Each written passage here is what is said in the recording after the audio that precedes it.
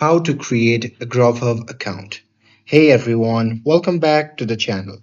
In today's video, I'll show you how to create a Grubhub account. So now without further ado, let's get started.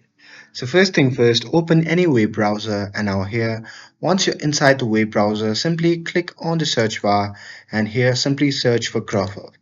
And now here, once you are on the result page, just tap or click on the first link.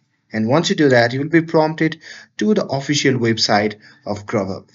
Now here, once you see the interface like this, just click on the sign in button which can be seen in the top right corner of the screen. And here, once you click on it, you'll be prompted to the login page. Now here, once you are on the login page, simply click on the option labeled as create your account which can be seen in the bottom of the screen. So simply click on that and after that, you will be taken to the sign up page. Now here, you have to enter your first name, last name, you have to enter your email, and with that you have to enter your password in the credential part. And here, once you're done with all this, you can just check the box that says keep me signed in. You can just click on create your account and after that your account will be created. And that's it. That's how you can create your Grubhub account. With this, if you found this video helpful, then don't forget to like, share and subscribe to get updated for more videos.